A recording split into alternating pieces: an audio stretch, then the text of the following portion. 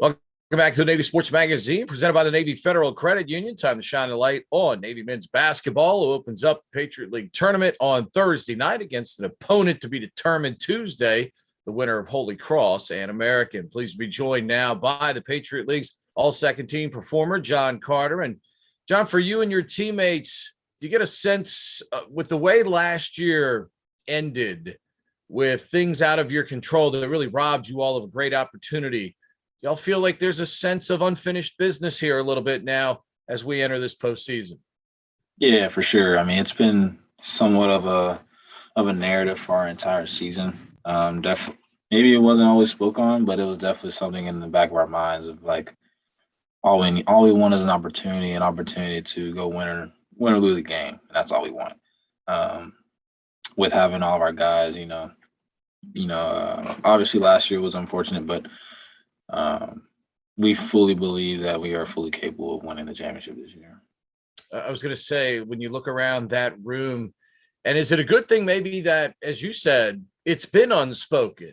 Someone doesn't have to walk around the locker room all the time going, "Oh, we got to do this. We got to do this." It's just kind of an assumed thing that, hey, we're going to go do this. Mm-hmm. Yeah, I think it's unique because last year, obviously having Rich out and then Cam Davis out, like the guys who were in that locker room when we lost were the guys who are on the team right now. And we all knew what it felt like to obviously lose in the first round last year and circumstances that were given. And it's just been the thing where we just wanted to come back and to prove not only to ourselves, but to prove everybody else like the team we are. And obviously we've done what we can do this year in the regular season and getting second place and just earning our spot. But now is just time to kind of put our money where our mouth is in a way and just go take care of business. How do you keep a sense of urgency from becoming a sense of panic now that it's a win or go home type format? Yeah, I mean, that's a good question. I fully believe that the mindset that your team has in this time of year is really, really important. Being able to know the temperature in the room and being able to read your team is really important as a leader and as a coach. So it's just about having that mindset of we've gone out and won 19 games this year. We've gone out and beaten a ranked opponent. This is just basketball. Every team that we're about to go play, besides, potentially Colgate, we've beaten. So it's the proof is in the pudding. We just got to go out and do it.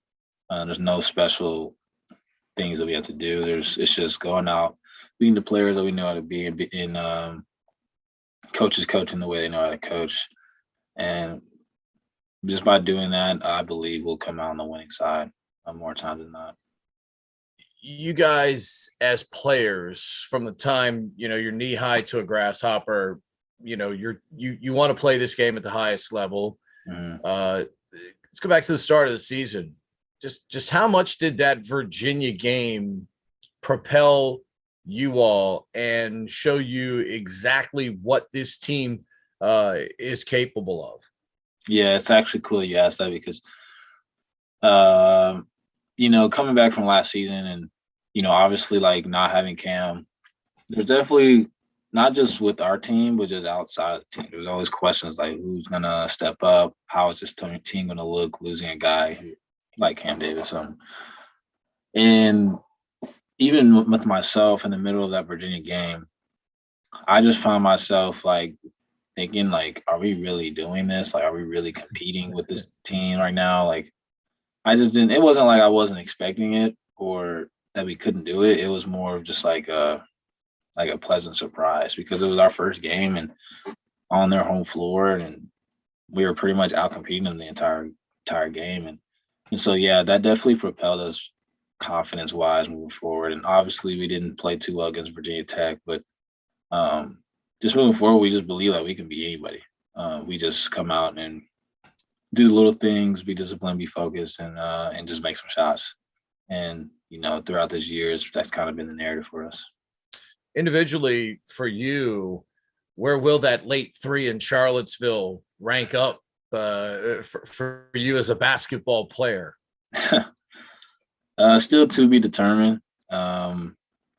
Still got a lot more business to take care of for sure.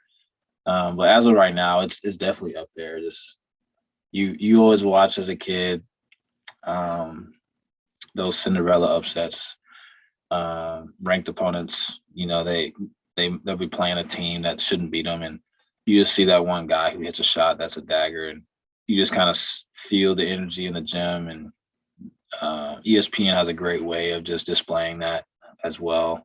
And you always try to put yourself in those shoes.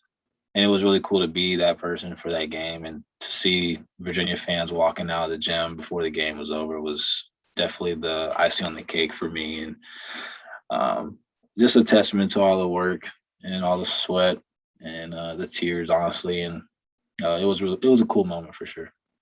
And when you look back on all of this, I mean, this is a journey people don't realize. I mean, you come home from a road game, you're on watch 3 hours later at 4 a.m.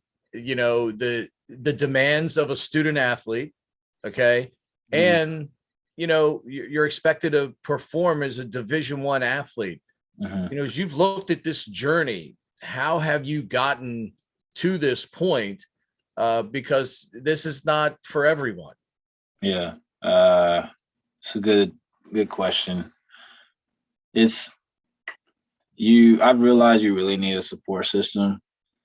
Whoever that is, whether it's here, whether it's back home, whoever it is, because there's going to be times where you're really, really questioning, not even just staying here, but just your very existence, because this stuff's hard. Just how much they demand, and how much the very little amount of people who truly understand is what's a tough too, because there's not a whole lot of people you can talk to about it. But I always try to tell myself that I'm building character.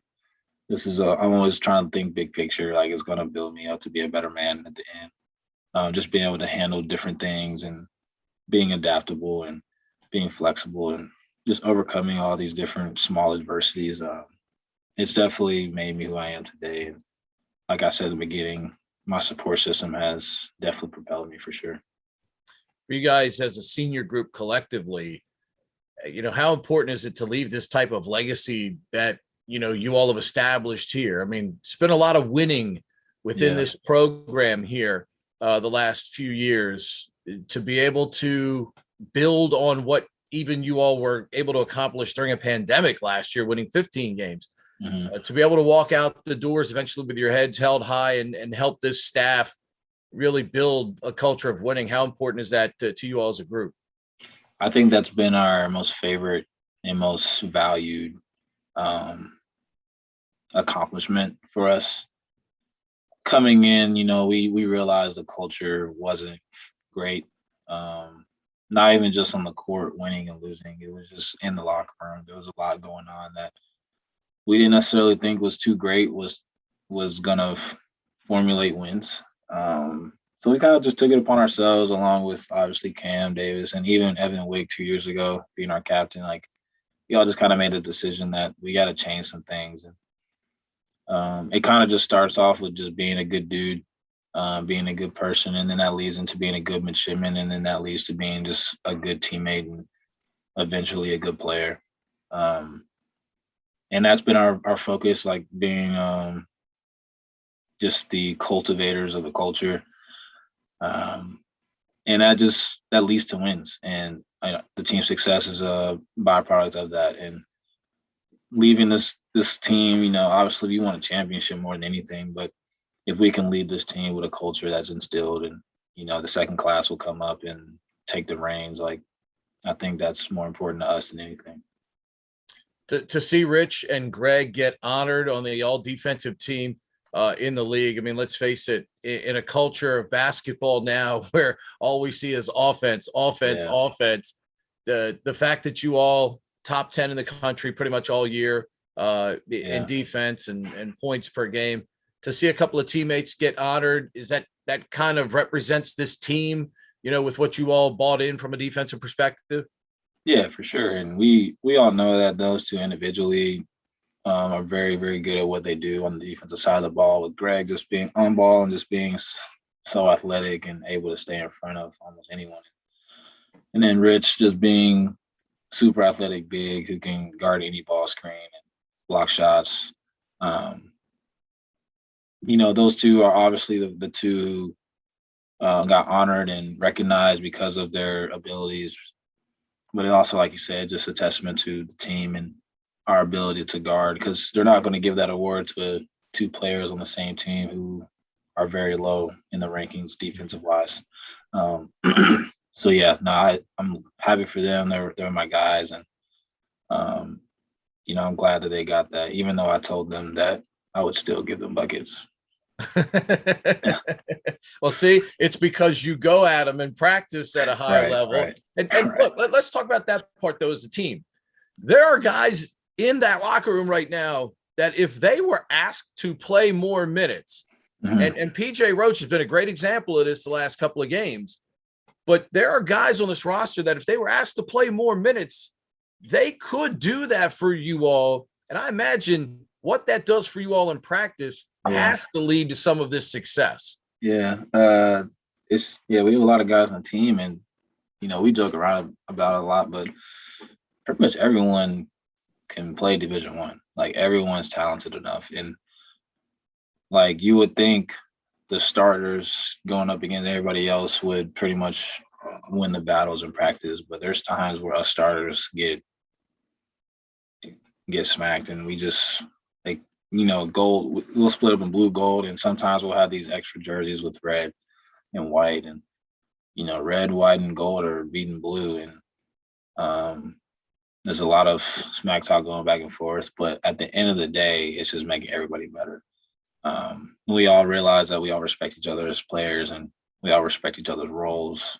And at the end of the day, we're just trying to win, and whatever it takes. That's what I like to say a lot for the team, just whatever it takes. Try to instill that mindset of it's not about you, it's not about just me, it's about what we need to do as a team or as individuals to help the team win. How do you adopt the 1-0 mindset here? Because you see the vision, you know what the vision is, you know what the goal is. Yeah. But you've got to have tunnel vision on Thursday. How do you keep that, here for the next couple of days to make sure you peak here on Thursday night? Yeah, I mean, it just starts off with that first preparation practice for whoever we play Thursday. We have to come in just with the mindset of like, this is the game we're focusing on. We can't think ahead of potentially playing, Boston or Loyola, and then even potentially playing most likely Colgate in the championship. Like, as exciting as it is to go get another shot at them, that won't happen unless we win Thursday and Sunday. So I think naturally it's going to be easy to look forward ahead, but like you said, there has to be an intentional focus to stay locked in for what's more important right now. Big fella, appreciate the time. We'll see you on Thursday night. Yeah, appreciate it, Pete. Have a good one.